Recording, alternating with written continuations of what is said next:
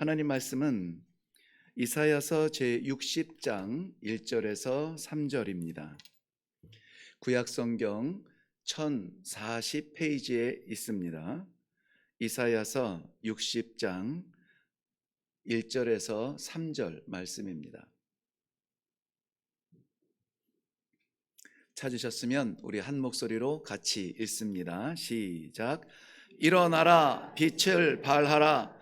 이는 내 빛이 이르렀고 여호와의 영광이 내 위에 임하였음이니라.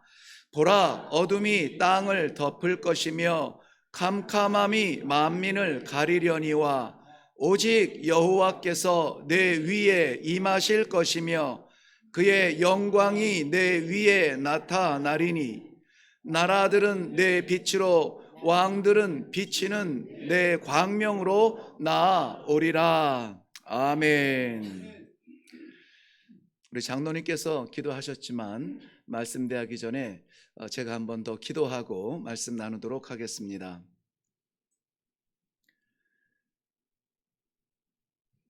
예비하신 주의 백성들입니다.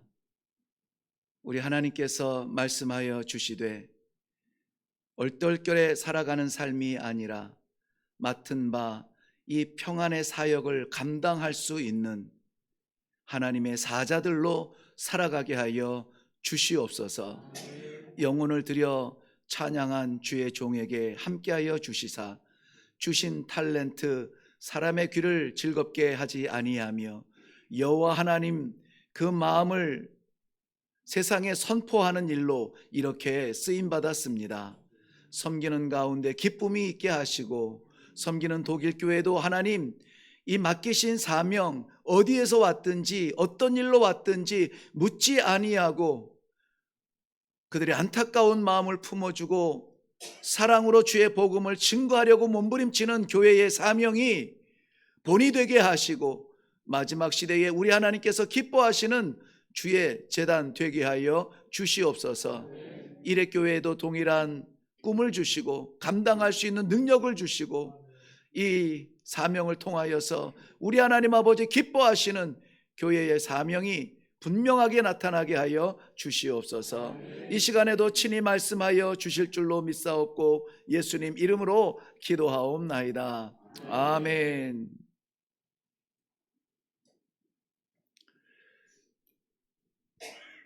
누가 그러더라고요.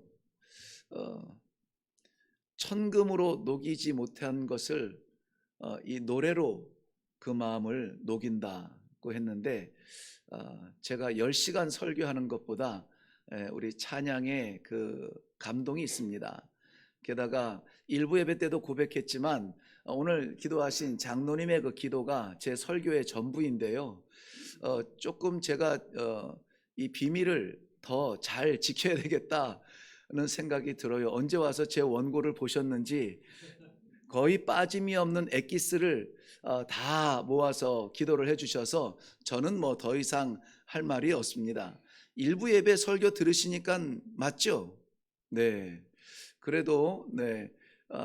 여기까지 올라오신 우리 성도님들의 그 마음을 하나님께서 채우실 감추어진 메시지가 있을 것 같으니 제가 순종하고 말씀을 증거하고 나누고 그러고 오늘 예배를 드리겠습니다. 오늘 본문 말씀은 이사야서에서 기록이 되어져 있습니다. 이사야서는 이사야 선지자를 통해서 기록하신 하나님의 말씀인데요. 이사야라는 그 선지자의 이름의 뜻이 뭐냐면 구원은 하나님께 있다. 구원은 여호와께 있다라는 말씀이에요. 그리고 66장으로 기록된 이 이사야서 전체의 내용이 무엇이냐? 결국은 사람에게 구원의 길이 없다는 거예요. 여기저기 쫓아다니면서 구걸하듯 그렇게 살지 말라는 거예요. 여호와께 살 길이 있다는 겁니다. 오늘 이 말씀 저는 늘 이 마지막 설교를 하지만은 아무쪼록 제가 일회교회의 마지막 설교한다면은 이 말씀으로 함께 나누고 싶은 내용이 가득 담겨져 있습니다. 우리가 왜 이 자리에서 이렇게 만납니까? 독일에서 와서 만났습니다. 또 우리 장로님 어디 저 시골 이름도 생각 안 나는 양촌읍 네, 김포 지나 양천, 자존심 상하시겠지만은 제가 볼 때는 아무튼 논길을 지났는데요. 거기가 전원, 나중에 우리 장로님께서 말씀하셨는데 전원일기 촬영했던 그 지역 어둠의찜이라고 하니까, 네, 거기에 있는 이 자그마한 아파트로 이사하셔서 신방을 금요일에 다녀왔습니다. 거기에서부터 달려오시는데 한 번도 안 늦어요. 오늘 아마 제일 늦은 것 같아요. 약 15분 전에 오셨어요. 보통 30분 전에 오시고 기도라든지 어떤 일이 있으시면 1시간 전에 오십니다. 제가 신방 다녀왔는데 2시간 걸렸어요. 가는데 거의 2시간, 오는데 2시간 걸렸습니다. 쉬운 예배가 아니에요. 그런데 왜 이렇게 그 먼 곳에서, 그 어려운 가운데서, 그 질병 가운데서, 그 안 되는 일 가운데서 이 짬을 내 가지고 말이죠, 지금도 밖에 나가면 얼마나 할 일이 많은데 요 시간을 구별해서 이렇게 올라와서 하나님 앞에 예배를 드리느냐? 이거 우리의 열정이 아니라, 인격이 아니라 하나님께서 우리에게 주시는 예배자의 마음이에요. 왜 그렇습니까? 구원이 오직 여호와 하나님께 있음을 우리는 알기 때문에 그렇습니다. 하나님께서만 나를 구원하실 수 있는 분이라는 것을 믿기 때문에 여호와 하나님의 말씀을 한 절이라도 더 받기 위하여서 올라온 것입니다. 66장이나 되어 있지만은 그 66장 되어 있는 성경 말씀을 큰 주제로는 3가지로 이렇게 구별을 했는데, 1장부터 39장까지의 말씀은 이스라엘 백성들이 하나님의 백성임에도 불구하고 하나님을 찾지 아니하고 사람을 찾아다니고 세상 권력을 쫓아다니고 우상을 숭배하던 이러한 것들에 대하여서 하나님이 너무나 안타까운 마음으로 자녀에게 채찍을 들듯이 책망하시며 경고하시는 그러한 말씀들이 담겨져 있습니다. 우리 한번 찾아가 볼까요? 이사야서 1장 1절 한번 보세요. 이사야서 1장 1절 보면 이렇게 기록됐습니다. 유다 왕 우시야와 요담과 아하스와 히스기야 시대에 아모스의 아들 이사야가 유다와 예루살렘에 관하여 본 계시라. 그 등장하는 임금 왕들이 몇 명입니까? 4명의 왕들이 나옵니다. 이 이사야가 선지자로 활동하던 시대가 이 우시야 왕으로부터 시작해서 마지막 히스기야까지 이 4명의 그 왕들을 섬기고 있는 그러한 선지자의 그 기간만 해도 한 60년 됩니다. 그 세월을 만으로 치느냐 아니면은 그 숫자로 치느냐에 따라서 어떤 분은 58년에서 60년 차이로 보는데요. 아무튼 60년의 세월을 계속해서 말씀하세요. 왕이 4번이 바뀝니다. 4번이 바뀌어도 이사야 선지자가 메시지가 바뀌었겠습니까? 안 바뀝니다. 거기가 아니다. 그 손 아니다. 그게 아니다. 그것이 너를 살리고 그것이 너에게 만족 주고 그것이 너의 평안이 아니라는 것입니다. 구원은 여호와께 있다. 이거 한마디 때문에 이 60년을 4명의 왕이 지나도록 변함없이 말씀을 증거하고 있는 것이 1장에서 39장까지의 내용입니다. 그리고 40장에서 59장까지의 말씀에는 앞으로 일어날 일에 대해서 미리 예언하시는 말씀인데요. 바벨론에 이스라엘 백성들이 포로로 끌려가잖아요. 너희가 그 포로로 끌려가서 통곡하고 있는 그 자리에 하나님께서 너희를 위로하실 것이라는 거예요. 그 위로의 말씀을 담아 놓은 곳이 40장에서 59장까지입니다. 그야말로 우리 이레교회 성도들에게는 익숙한 문장입니다만은 그발강가 흐르는 그 달빛 아래 흐르는 강물에 비춰진 그 아픔을 어떻게 표현할 수가 있겠습니까? 고향 땅 바라보며 언제나 돌아갈까, 언제나 하나님의 성전에서 예배드릴까, 예배드릴 수 없는 그 안타까운 심정을 하나님께서는 이 바벨론 70년 포로는 분명히 매로 때리셨지만은 버린 건 아니라는 거예요. 고통 가운데 치셨지만 살리기 위해서 정신 차리라고 때리신 거란 말이죠. 그들에게 찾아와서 말씀하시는 거예요. 아프지.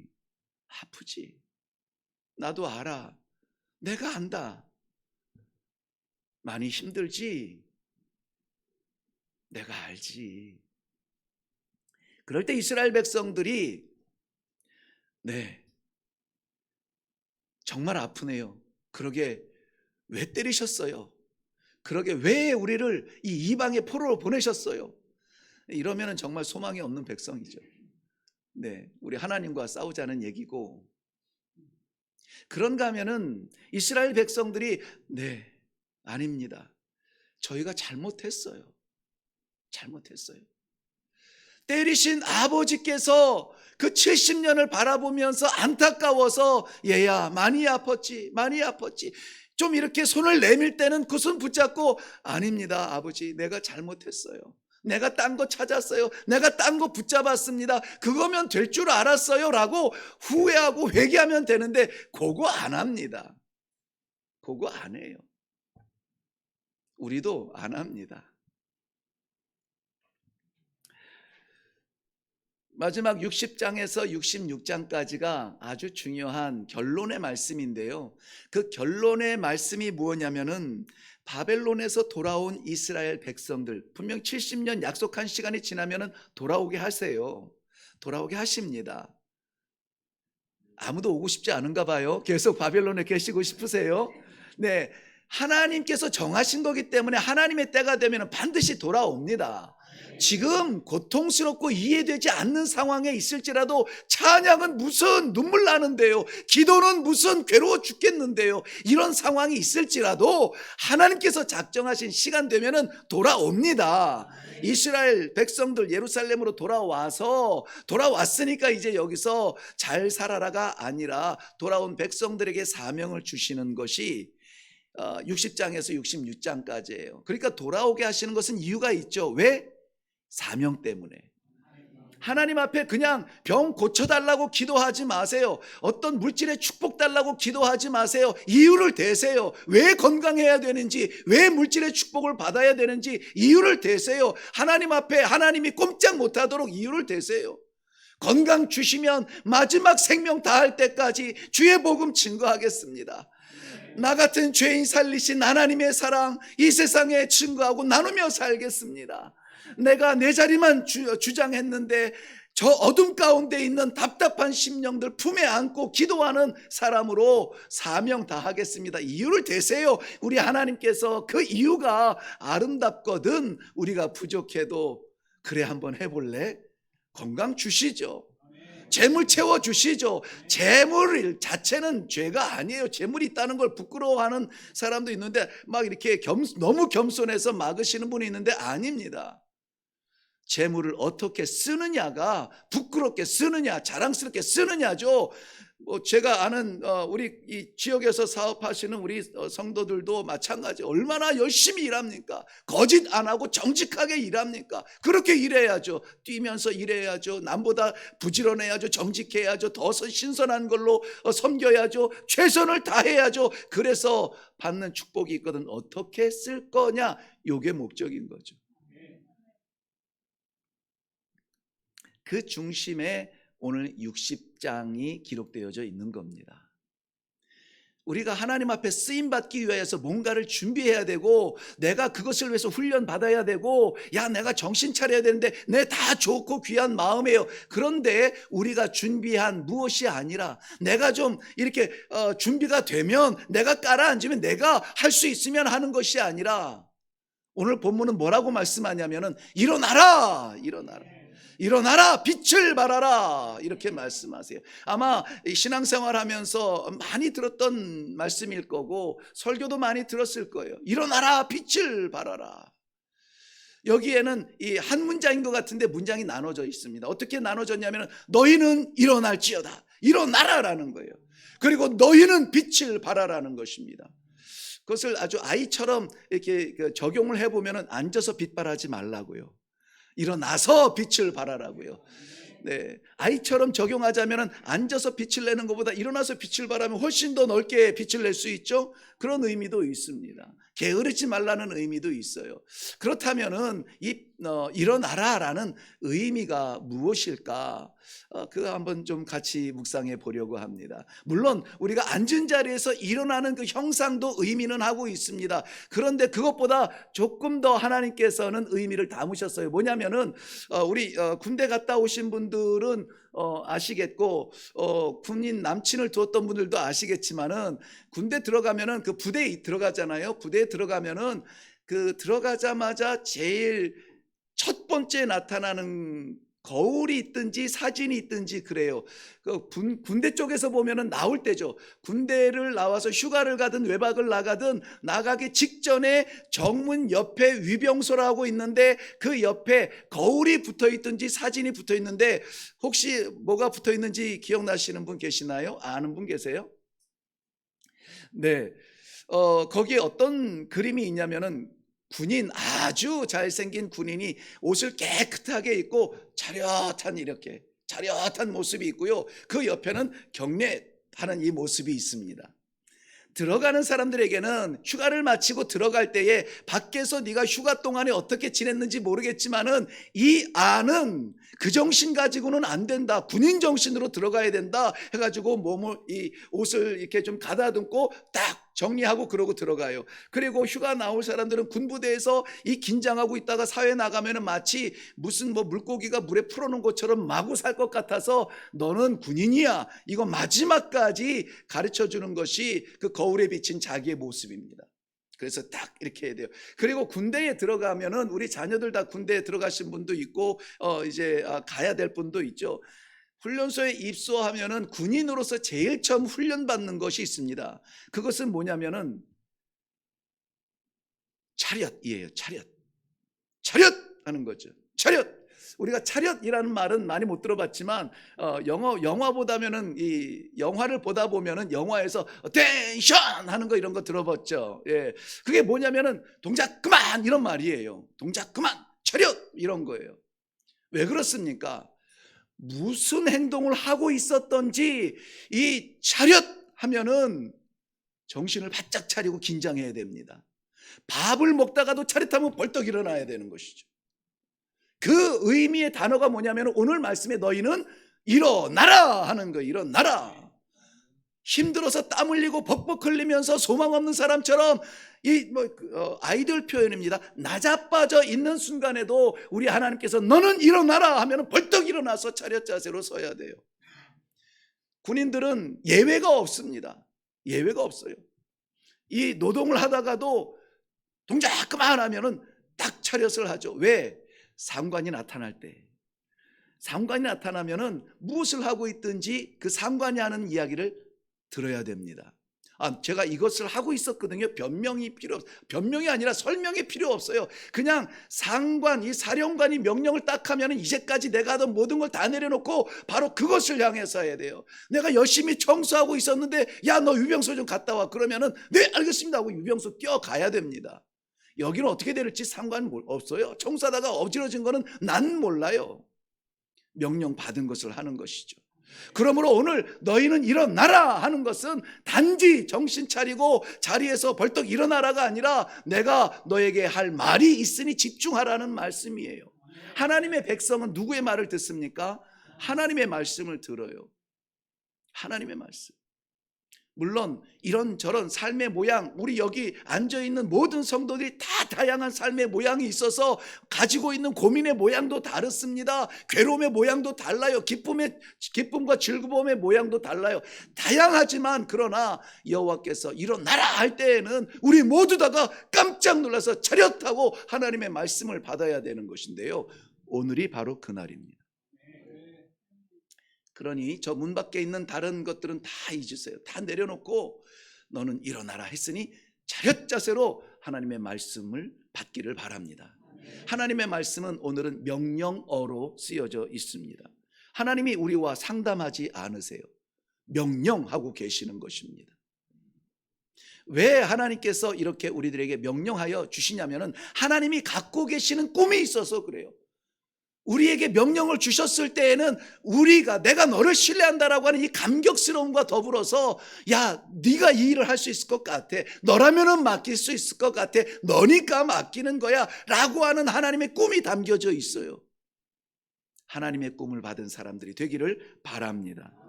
그러므로 오늘 우리가 하나님 앞에서 이 말씀을 받을 때에는 억지로 받는 말씀이 아니라 감격스럽게 받을 수 있기를 바랍니다. 이 말씀을 받던 이스라엘 백성들은요, 사실 그 역사적 배경으로 보면은 집중하기 어려운 시대이기는 합니다. 왜냐하면 살짝만 그 시대상을 이야기하면은 이스라엘 백성들이 이미 남북으로 나눠져 있죠. 북이스라엘과 남유다로 나눠져 있습니다. 그런데 밑에는 애굽이라고 하는 아주 강국이 있고요, 역사적인 나라가 있습니다. 주전 3000년부터라고 말하니까는 어쨌든 오랜 역사 가운데에서 그 세력을 가지고 있던 애굽이라는 나라가 있어요. 그리고 그 동북쪽으로 위쪽으로는 이 동쪽도 포함했지만 워낙 대국이니까요, 머리 위부터 이 동쪽 끝까지 다 차지하고 있던 나라가 있는데 아수르라고 하는 나라예요. 그러니까 아수르가 좀 좀 소리를 지르면은 아수르 소리를 들어야 되고, 애굽이 좀 세지면 애굽 소리를 들어야 되고, 막 정신없이 살아가던 때예요. 그런데 기회가 왔습니다. 뭐냐면 애굽의 왕조가 바뀝니다. 애굽의 그 전체 역사 가운데 24왕조가 있는데 이 왕조가 바뀌어요. 그러니 왕조가 바뀐다는 것은 내가 아들한테 물려준 왕위가 아니라는 것이죠. 그러니까 어떻습니까? 새로운 왕이 됐고 새로운 왕조를 이끌어야 되니까는 이제까지 전통적으로 지켜오던 그러한 것들에 대하여서 정비를 하고, 또 새로운 왕이 됐으니까는 나의 권위를 세워야 되고, 그래서 이 대신들도 정리해야 되고, 자를 사람 자르고 내 사람 붙이고 막 이런 것도 해야 되고, 순방도 하면서 왕권에 대한 선포도 해야 되고, 이러다 보니까는 주변의 작은 나라들을 챙길 겨를이 없어요. 그 안이 지금 난리인 거죠. 그런데 때마침 아수르가 내분이 일어났습니다. 왕의 권위를 믿지 못하겠다는 거죠. 그 안에 내분이 일어났으니까는 아수르는 또 아수르대로, 위에 있는 그 대제국 아수르는 아수르대로 지금 그 안에 분쟁들이 일어나서 그거 정리하느라고 정신이 없어요. 그 사이에 낀 이스라엘 백성들에게는 기회가 온 거예요. 그나마 조금 하나님께서 잠시 준 그 기회 때문에 그때의 옆에 그 주변에 있는 뭐 예를 들면 블레셋이라든지, 블레셋 뭐 크지 않습니다. 블레셋이라든지 암몬이라든지 이 나라와 전쟁을 해서 그 꼬맹이들끼리 싸워가지고 이스라엘이 이겨요. 그래서 어쨌든 잠시라도 블레셋이나 이 암몬에게 조공을 받습니다. 조공을. 그러니 애국과 아수르가 정신없어서 조공이 오냐 마냐 이거 계산 못하고 있거든요. 그러니까는 바칠 조공 안 나가죠. 어쨌든 이 주변에 있는 조그만 나라들에서 조공을 받죠. 이스라엘이 지금 굉장히 경제적으로 부흥을 맛보고 있습니다. 경제적으로 부흥을 맛보기만 하면 우리가 하나님을 찾을 것 같습니까? 아니에요. 신앙을 떠나는 것은 풍요로워서 떠나는 것이 아니라, 궁핍해서 힘들어서 떠나는 것이 아니라 풍요로워서 떠납니다. 이스라엘 백성들이 하나님을 잊어버리고 자신들이 즐겨하는 우상들을 쫓아다니며 그러한 것들로 삶을 보내는 이유는 풍요로워졌기 때문이에요. 궁핍할 때는, 정말 갈 데 없을 때는, 괴로울 때는, 죽겠거든 우리는 마지막으로 붙듭니다. 아이고 아버지 어떻게 하면 좋아요? 아버지 어떻게 하면 좋아요? 여기 가봤는데도 안 돼요. 이렇게 해봤는데도 안 됩니다. 아버지밖에 없어요. 그때 돌아와요. 왜 하나님이 궁핍과 이러한 핍박으로 우리를 때리시는지 아시겠죠? 안 돌아오니까. 그리고 돌아온 그 자녀들을 하나님께서는 내가 그랬는데 왜 이렇게 버텼어라고 말하지 않으세요. 돌아오는 자녀를 품에 안으시는 우리 아버지의 사랑이 있으시다는 것이죠. 아무튼 지금 잠시 이 경제 부흥 때문에 하나님을 잊어버리고 우상을 섬기고 있는데, 아니 왕조가 바뀌어서 정비하는 게 뭐 오래 걸립니까? 애굽이 정신 차리고 야 이거 주변국 우리 살펴야 돼 하고 하다 보니까는 긴장을 하게 됩니다. 그리고 아수르도 그 안에 내분을 잠재우고 나니까는 야 이거 우리가 이러다가 저 애굽한테 밀리겠어. 그리고는 전쟁을 선포합니다. 그래서 주변 나라들을 정복 전쟁하기 시작을 합니다. 그럴 때에 우리는 어떻게 해야 될까요? 아주 정답이 있습니다. 정답. 전쟁이 아니라, 기근이 아니라, 질병이 아니라 무엇이 와도 일단 위기가 닥치면 어떻게 해요? 마지막 보루는 뭡니까? 하나님 앞에 나아가야죠. 하나님 앞에 나아가야 되는데 이스라엘은 그렇게 하지 않았습니다. 아람 나라와 동맹을 맺습니다. 아람 나라와 동맹을 맺어서 우리 저 이스라엘의 이 땅을 지키고 해야 되는데 지금 저 아수르가 정신을 차리고 우리를 치러 온다. 우리 동맹해서 한번 저걸 막아보지 않을래? 우리가 힘을 합하면 될 것 같아. 그렇지. 우리 저 남쪽에 우리 형제인데 유다도 한번 같이 해보자고. 유다 예루살렘에도 초청을 합니다. 아수르가 전쟁하러 온다고 하는데 너희도 우리랑 같이 싸우지 않을래? 그런데 이스라엘의 왕은 친 아수르 정책을 펴니다. 딱 눈치를 보니까 얘네가 버티는 것보다 아수르가 훨씬 더 세 보이니까는 우리는 아수르랑 같이 갈 거야. 괘씸하죠. 그래서 이스라엘이 주전 701년이니까 1년에 2차례나 이 예루살렘을 침략합니다. 괘씸해서 침략을 하죠. 결국은 정복하지는 못했지만 동맹했던 아람 나라는 진작에 아수르에게 무너지고 722년에 북이스라엘도 아수르에게 무너지게 됩니다. 자, 그럴 때에 이 아수르에게 붙어 있던 이 남유다가 히스기야 때에 와서는 또 친애굽 정책으로 바뀌어집니다. 그래서 친애굽 정책으로 바뀌어서 살아났느냐? 아니에요. 결국은 망해서 바벨론에 끌려 들어가게 되는 신세가 되죠. 자, 여기에서 우리가 이해해야만 되는 것은 무엇이냐면은 나라들이, 왕들이, 재물이, 힘이 우리를 평안케 못한다는 것입니다.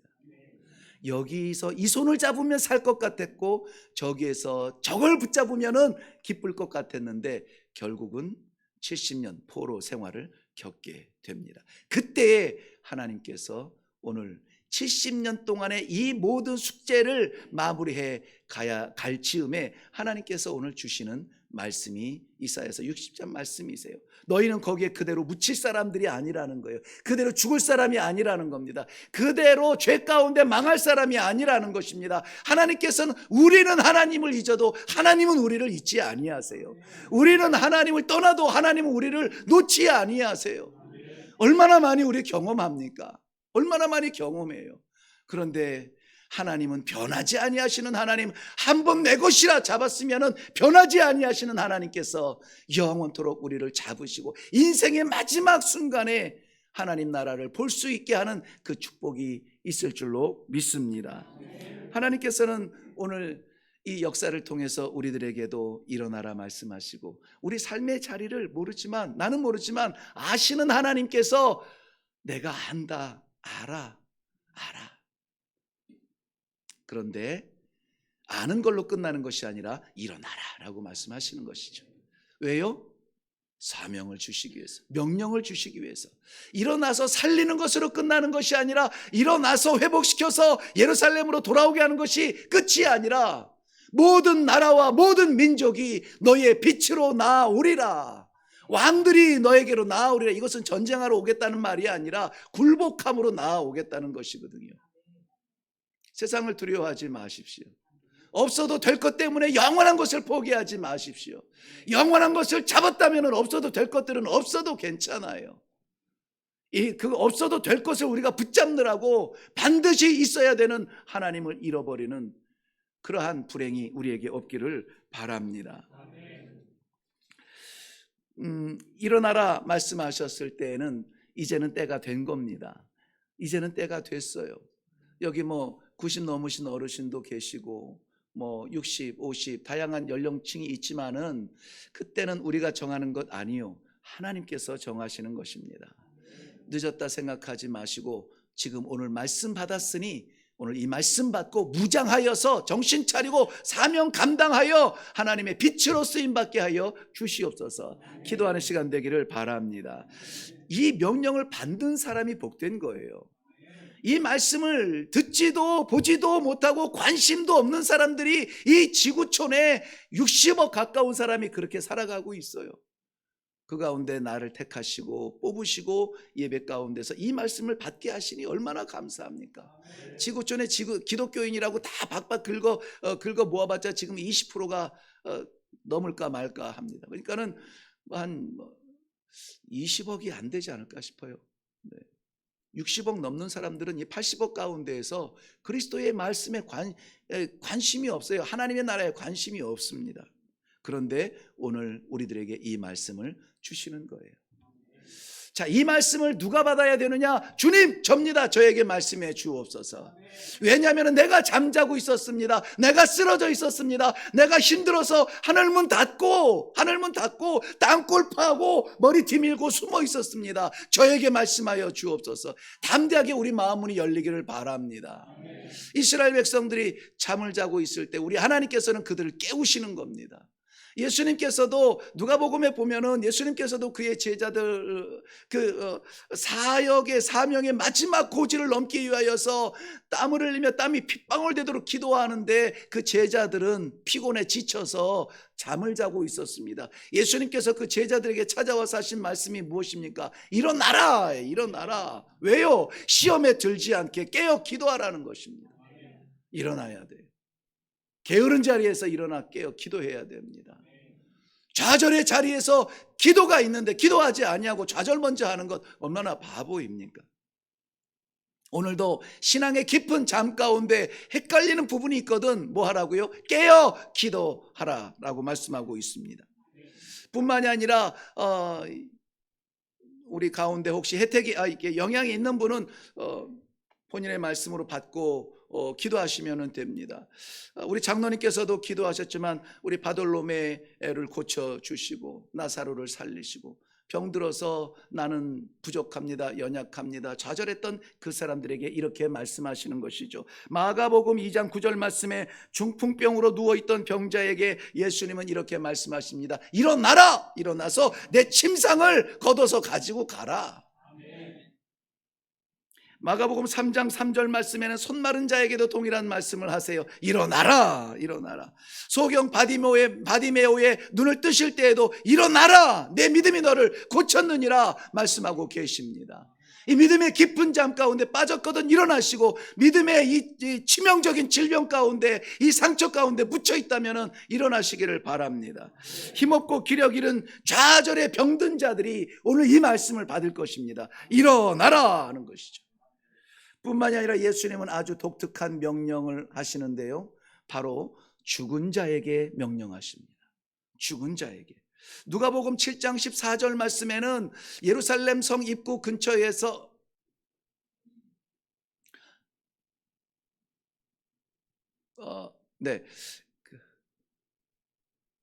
나인성이죠? 네, 나인성. 과부의 외아들이 죽어서 눈물과 통곡으로 관에 갇혀있는 아들을 짊어지고 나오는데 그 죽음, 관 속에 갇혀있는 그 죽음을 향하여서 이렇게 말씀하십니다. 일어나라, 일어나라. 그가 일어나니 그 청년을 어미에게 주더라 말씀하고 계세요. 죽으며 우리로서는 넘을 수 없는 마지막 한계점인데 우리 주님은 이 말씀 하나, 명령 하나로 일으키시는 분이십니다. 누가복음 8장 54절 말씀에는 회당장 야이로의 딸을 향하여서도 일어나라 라고 말씀하고 계세요. 왜 이것을 성경 속에 있는 이러한 사람들만 이야기를 들어야 됩니까? 이 놀라운 축복을 왜 거기에다만 가둬야 됩니까? 사랑하는 성도 여러분, 우리가 오늘 다 받으시기를 바랍니다. 다 일어나시기를 바랍니다. 다 일어나셔서 우리 하나님께서 살리시는 그 생명으로 사시길 바랍니다. 우리 하나님께서 세우시는 건강으로 일어나시기를 바랍니다. 좌절의 자리에서 일어나서 우리 하나님께서 명령하여 주시는 것 감사함으로 찬송하며 일어날 수 있기를 바랍니다. 소망이 주는 이 어려움, 소망이 주는 이 소식을 어려운 시대를 살아가는 우리 성도들에게 주시는 하나님의 말씀인 줄로 믿고 아멘으로 받으시기를 주님의 이름으로 축원합니다. 마지막으로, 그렇다면은 주님께서 오늘 말씀하실 때 일어나라 말씀하셨고 내 빛이 너에게 임했다라고 말씀하셨는데요, 이 빛은 그러므로 우리의 자생적인 빛은 아니라는 거예요. 자생적인 빛은 아니에요. 우리에게는 그런 인격도 없고 경험도 없고 그러한 실력도 없어요. 일어날 수 없습니다. 나라가 망했는데요, 70년 동안을 망했는데요, 어떻게 재기합니까? 못합니다. 못해요. 하나님께서 오늘 너에게 임했다라고 말씀하시잖아요. 이 빛이 너에게 임했다. 살아계신 하나님의 영광의 빛이 너에게 임했다라고 말씀하고 계시잖아요. 네, 제가 치사하게 이거는 부탁을 안 하는데 이런 건 아멘 하셔야 됩니다. 그래서 아무쪼록 아멘 내게 주시는 말씀입니다. 이렇게 좀 받아가면 좋겠어요. 아버지의 생명의 영광의 빛이 오늘 예배드리는 모든 성도들에게 임하신 줄로 믿습니다. 아멘, 아멘. 그 빛이 무엇입니까 도대체? 이 빛일까요? 아닙니다. 그 빛은 예수 그리스도이십니다. 이사야서 9장 1절과 2절 말씀은 이렇게 기록했어요. 전에 고통받던 자들에게는 흑암이 없으리로다. 흑암에 행하던 백성이 큰 빛을 보고 사망의 그늘진 땅에 거주하던 자에게 비추었느니라. 그런데 그 뒤로 이어가면 우리 너무나 잘 아는 말씀이 있는데요. 9장 6절 불과 몇 절 내려가면 한 아기가 우리에게 낳고 한 아들을 주셨는데, 그가 바로 그 빛이라는 거예요. 어둠에 있는 백성에게 빛을 주시고 좌절에 있는 백성에게 힘을 주시고 죽음 가운데 있는 백성에게 생명을 주시고 병중에 있는 백성에게 치유함을 주시는 그 빛이 무엇이냐? 한 아들이 우리에게 올 것인데 예수 그리스도예요. 요한복음 1장 4절 말씀에는 바로 그 안에 생명이 있었으니 이 생명은 사람들의 빛이라 그랬습니다. 이 빛을 보면 살아요. 이 빛을 보지 못하면 죽습니다. 이 빛 때문에 살아요. 이 빛에 눈 감으면 죽습니다. 다른 것이 무엇으로 우리 주머니가 채워졌는지 난 모르겠어요. 근데 이 빛이 있어야 산다라고 하는 것입니다. 요한복음 1장 12절 말씀에는 그래서 이렇게 성경은 기록합니다. 영접하는 자, 곧 그 이름을 믿는 자들에게는 하나님의 자녀가 되는 권세가 있다라고 말씀해 주셨어요. 하나님의 자녀. 자, 오른손을 요 가슴 중간에 대시고 하나님의 자녀입니다. 약해도 병들었어도 가난해도 실패했어도 하나님의 자녀입니다. 우리 모두 하나님의 자녀된 그 영광의 빛으로 살아가시기를 바랍니다. 안 될 때 한숨 쉬는 거 다 할 수 있다니까요. 망했을 때 통곡하는 거 세상 사람 다 할 수 있다니까요. 하나님의 자녀는 그런 자리에서 하나님을 봅니다. 마음이 평안합니다. 괴로워 눈물이 나 죽겠는데 하나님을 보니까 소망이 생기는 것이죠.